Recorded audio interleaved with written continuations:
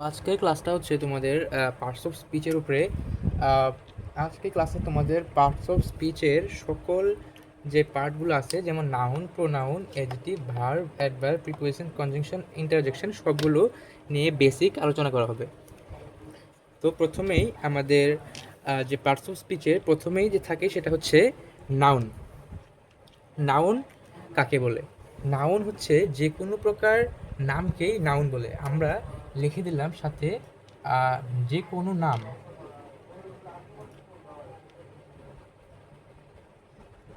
এটা হতে পারে কোনো ব্যক্তির নাম, এটা হতে পারে কোনো বস্তুর নাম, অথবা কোনো স্থানের নাম, কোনো জায়গার নাম, কোনো গ্রন্থের নাম। অর্থাৎ আমরা যদি বুঝতে পারি যে যে কোনো বাক্যে কোনো নাম বোঝাচ্ছে, তাহলে সেটা অবশ্যই আমাদের নাউন হবে।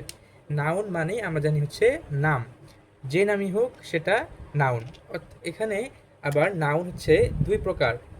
একটা এক প্রকার নাউন যেটাকে আমরা আহ, অনুভব করতে পারি কিন্তু ছুঁতে পারি না। যেমন কারো নাম যদি থাকে, যেমন করিম। করিম কারো যদি নাম থাকে, যেমন একটা নাম দিলাম আমরা করিম। করিম কিন্তু কারো একটি ব্যক্তির নাম। করিম দ্বারা আমি তাকে বোঝাচ্ছি। সুতরাং করিমকে আমরা ধরতে পারবো, করিমকে আমরা দেখতে পারবো। কিন্তু এখানে আরেক ধরনের নাউন আছে, সেটা হচ্ছে অ্যাবস্ট্রাক্ট নাউন।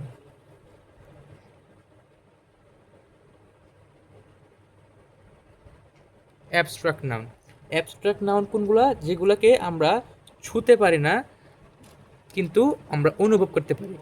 অনুভব করতে পারি কোনগুলো? যেমন হচ্ছে happiness, happy, N E double S, happiness, sorry এই যে ডাবল পি,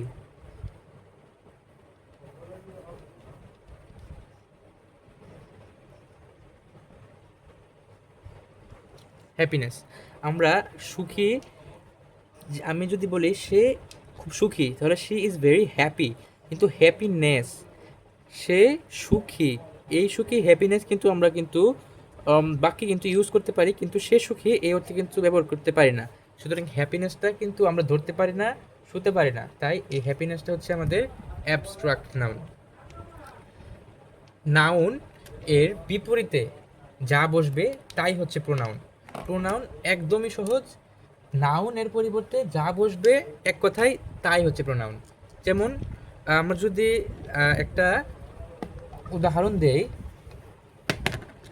কেমন কি আছে, করিমই দিলাম, করিম প্লেস ওয়েল। তো করিম ভালো খেলে। এখানে করিমের জায়গায় আমি কি দিতে পারি? করিমের জায়গায় যদি আমি দেই হি, P L A Y, place well. করিম সে ভালো খেলে, করিম ভালো খেলে, সে ভালো খেলে। এখানে করিমের পরিবর্তে আমরা কি ব্যবহার করলাম? করিমের পরিবর্তে আমরা ব্যবহার করলাম হি। হি হচ্ছে প্রোনাউন। এখানে প্রোনাউন কিন্তু আবার অনেক ধরনের প্রোনাউন আছে। প্রোনাউনের ক্লাসিফিকেশন কিন্তু অনেক, 8 প্রকার মেবি। তো আজকে এত বিস্তর আলোচনা করলাম না, শুধু প্রোনাউন কি শুধু এটুকু আমাদের আজকে বুঝলেই চলবে। তো প্রোনাউন কিন্তু আবার দিজও হয়, দিস, দ্যাট, সাচ। মানে আপনি যখন প্রোনাউনের ক্লাসিফিকেশন পড়বেন, আমাদের চ্যানেলে আপলোড করা হবে।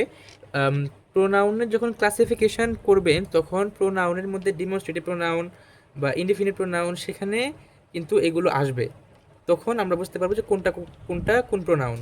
কিন্তু আমাদের জানবো যে নাউন এর পরিবর্তে, সোজা নাউনের পরিবর্তে যা বসবে তাই হচ্ছে প্রোনাউন।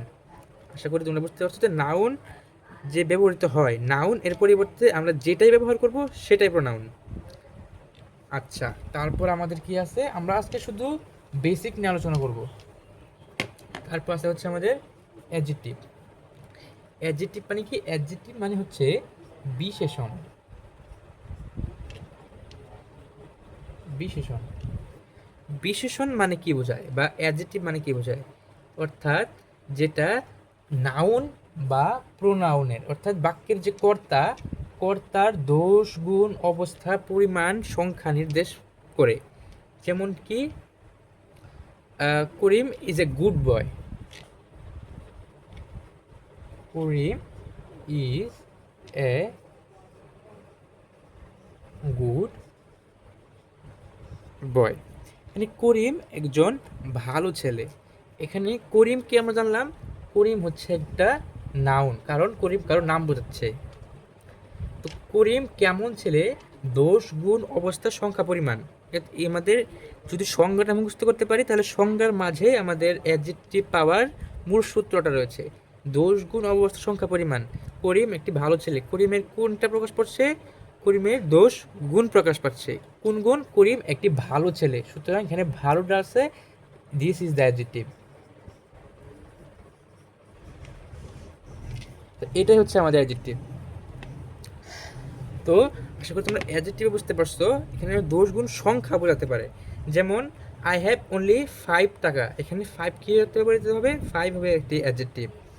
দোষ হতে পারে করিম ইজ এ ব্যাড বয়। এখানে করিমের দোষ প্রকাশ পাচ্ছে, সে একজন খারাপ ছেলে। এখানে ব্যাড, এই ব্যাডটা হচ্ছে আমাদের অ্যাডজেক্টিভ। আশা করি তোমরা বুঝতে পারছো যে দোষ গুণ অবস্থা সংখ্যা পরিমাণ, দোষ গুণ অবস্থা সংখ্যা পরিমাণ, এই 5টা জিনিস তোমরা শুধু অ্যাডজেক্টিভের জন্য মনে রাখবা, তাহলেই তোমাদের অ্যাডজেক্টিভ ইনশাল্লাহ ক্লিয়ার হয়ে যাবে। তারপর আমাদের কি আছে? তারপর আমাদের আছে হচ্ছে ভার। ভার মানে কি? ভার মানে আমরা সবাই জানি যে ভার মানে হচ্ছে ক্রিয়া।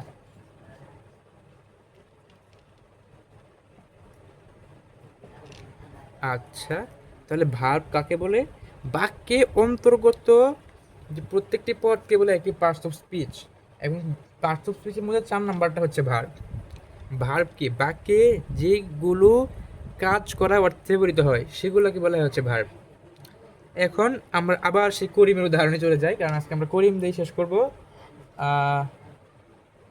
করিম প্লেস ওয়েল, একটা উদাহরণ দিয়ে তোমাদের প্রায় সবগুলোই হয়ে যাবে। করিম প্লেস ওয়েল। এখানে আমরা ওয়েল কি জানলাম? ওয়েল কি জানলাম? সে ভালো খেলে। প্লেস ওয়েল, ওয়েলকে ওয়েল হচ্ছে আমাদের অ্যাডজেক্টিভ। অ্যাডজেক্টিভ এটা আমরা জানলাম।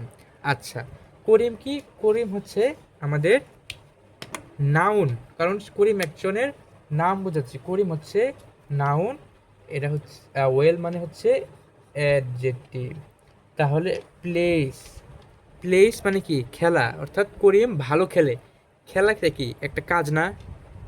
খেলাটা কি একটা কাজ? তাই এই প্লেসটা হবে হচ্ছে ভার্ব। আচ্ছা, করিম প্লেস ওয়েল, আমরা এটা শিখলাম। এখন যদি আমরা বলি, আমরা আরেকটা উদাহরণ দিই তোমাদের বোঝার সুবিধার্থে। হি কি বলা যায়? He read a book. He read a book. আচ্ছা, এখানে হি কি? তোমার কাছে কোয়েশ্চেন, হি কি? হি মানে হচ্ছে একটা প্রোনাউন। হি কি? একটা প্রোনাউন। আমি যদি বললাম যে করিম ভালো খেলে, করিম একটি বই পড়ে, করিমের বদলে আমরা এখানে কি দিলাম? করিমের বদলে আমরা এখানে হচ্ছে হি। হিটি কি? হিট হচ্ছে একটা প্রোনাউন। রিড, সে কি কি করে? সে একটি বই পড়ে। কি করে? বই পড়ে। সুতরাং পড়াটা হচ্ছে আমাদের ভার্ব। এটা হচ্ছে আমাদের ভার্ব, এবং এটা হচ্ছে আমাদের প্রোনাউন। আচ্ছা, আশা করি তোমাদের ভার্ব, অ্যাডজেক্টিভ, প্রোনাউন, নাউন, অর্থাৎ নাউন, প্রোনাউন, অ্যাডজেক্টিভ, ভার্ব, এই 4টা তোমাদের ক্লিয়ার হচ্ছে। তারপর আমাদের যেটা সামনে আসে সেটা হচ্ছে অ্যাডজেক্টিভ। তো আমরা এখন ডাইরেক্ট অ্যাডজেক্টিভে চলে যাব। তো এখানে আমরা একটা বাক্য লিখলাম, হি ইজ এ ভেরি গুড বয়। তাহলে আমাদের অ্যাডভার্বটা কোথায় বসবে? অ্যাডভার্ব মানে হচ্ছে সে ভার্বকে মডিফাই করবে। ভার্ব, অ্যাডভার্ব, আমাদের নামের মাঝখানে কিন্তু আমাদের উত্তরটা রয়েছে অ্যাডভার্ব। ভার্ব কি? ভার্ব মানে হচ্ছে ক্রিয়া, আর ভার্বের সাথে কিছু একটা অ্যাড করবে সে, তাই হচ্ছে নাম তার অ্যাডভার্ব। এবং অ্যাডভার্ব ভার্বকে অ্যাড করবে, এতটুকু বোঝালে আমাদের চলবে। যেমন he is a very good boy. আচ্ছা, is a very good boy, ভালো কথা, কিন্তু আমাদের এখানে চলেন আমাদের পার্টস অফ স্পিচগুলো একটু আইডেন্টিফাই করি। হি, হি কি? হি হচ্ছে আমাদের প্রোনাউন। আমরা শিখলাম নামে পরিবর্তে যা ব্যবহৃত হয় তাই হচ্ছে প্রোনাউন। হি হচ্ছে একটি প্রোনাউন, ইজ হচ্ছে অক্সিলারি ভার্ব, এবং গুড কি, গুড মানে হচ্ছে আমরা শিখলাম জানছি গুড মানে হচ্ছে দোষ গুণ অবস্থা সংখ্যা পরিমাণ যা বোঝায় তা হচ্ছে অ্যাডজেক্টিভ। দোষ কি, তার গুণ কি, তার সে হচ্ছে ভালো ছেলে। সুতরাং ভালোটা হবে হচ্ছে এখানে কি অ্যাডজেক্টিভ। হ্যাঁ, তাহলে বয়টা আমরা শিখবো পরে। সে কেমন ছেলে, সে খুবই ভালো ছেলে। সে কিন্তু ভালো ছেলে বলে নাই, আমরা যদি বলতাম হি ইজ এ গুড বয় তাহলে হতো সে একটি ভালো ছেলে। কিন্তু এখানে বলছে সে খুবই ভালো ছেলে। এখানে খুবই যখন আসে পড়েছে, সেই খুবইটা হচ্ছে আমাদের অ্যাডভার্ব। খুবই কোনটা, ভেরি। এই ভেরি হচ্ছে আমাদের অ্যাডভার্ব, কারণ ভার্বকে মডিফাই করছে। ভার্ব হচ্ছে গুড, গুড কেমন good, say is very good বা হি ইজ ভেরি গুড। এই ভেরিটা হচ্ছে আমাদের অ্যাডভার্ব। আমরা যদি আরেকটি উদাহরণ দেখি, আমরা আরেক বাক্য লিখলাম যে হি ওয়াক্স স্লোলি, অর্থাৎ সে কীভাবে হাঁটে, সে ধীরে হাঁটে। এখানে হি কি, হি হচ্ছে প্রোনাউন, ওয়াক্স হচ্ছে ভার্ব। সে হাঁটে, কিভাবে হাঁটে, সে ধীরে হাঁটে, স্লোলি হাঁটে। এখানে স্লোলি কি, স্লোলি হচ্ছে এখানে অ্যাডভার্ব, কারণ সে হাঁটাকে মডিফাই করছে। কীভাবে হাঁটছে, সে স্লোলিভাবে হাঁটছে, সে ধীরে ধীরে হাঁটছে। তাই এই ধীরে বা স্লোলি এটাই হচ্ছে আমাদের অ্যাডভার্ব। আশা করি তোমাদের অ্যাডভার্বটা ক্লিয়ার হয়ে গেছে। তারপরে আছে হচ্ছে আমাদের প্রিপোজিশন। আচ্ছা, প্রিপোজিশন, প্রি মানে কি, প্রি মানে হচ্ছে পূর্বে। আমরা যখন বলি প্রো প্লেয়ার, প্রো মানে হচ্ছে পূর্বে, প্রো থেকে হচ্ছে প্রি। আচ্ছা, প্রি বুঝলাম, প্রি মানে হচ্ছে পূর্বে। পজিশন মানে কি, পজিশন মানে হচ্ছে অবস্থা। আমরা সবাই জানি পজিশন মানে কি, তার র্যাঙ্ক কত, তার পজিশন কত। পজিশন মানে হচ্ছে অবস্থা। অর্থাৎ প্রি পজিশন মানে কি, প্রি পজিশন মানে হচ্ছে পূর্বের অবস্থা। অর্থাৎ যে ওয়ার্ড দ্বারা নাউন এর পূর্বে বসে নাউনকে মডিফাই করবে বা নাউনের সাথে সম্পর্ক স্থাপন করবে তাকেই বলা হচ্ছে প্রোনাউন। যেমন কি বললাম, করিম উই দেখলাম যে we want to go to cinema, we went to, ধরলাম we want to school, we went to school. এখানে উই কি, উই হচ্ছে প্রোনাউন, ওয়েন্ট হচ্ছে ভার্ব যা বোঝাচ্ছে, এবং নাউন। স্কুলও কিন্তু একটা নাউন, স্কুল কিন্তু একটা নাম বোঝাচ্ছে। আমাদের চ্যানেলে ভিডিও আছে অলরেডি নাউনের উপরে।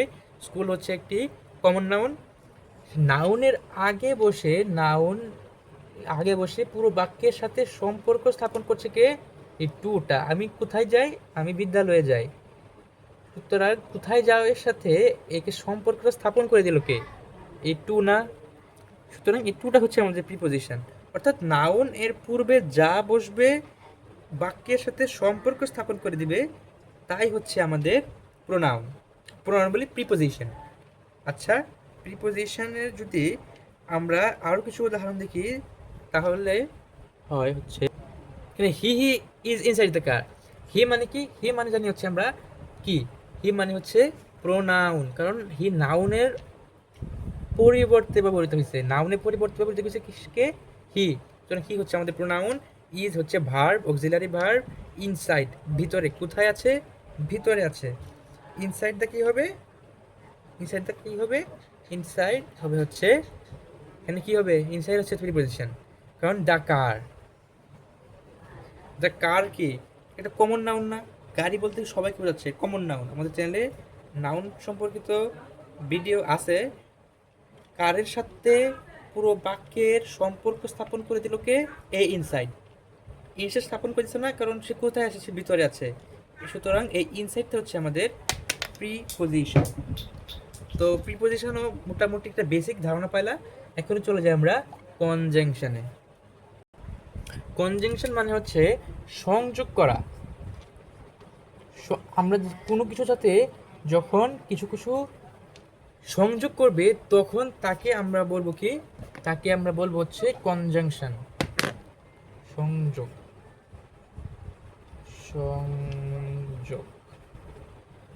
অর্থাৎ এখানে বাক্যের সাথে যে নাউন বা ওয়ার্ড বা ফ্রেজ এর সাথে সম্পর্ক স্থাপন করে দিবে তাই হচ্ছে আমাদের কনজাংশন। অর্থাৎ এখানে যদি বলি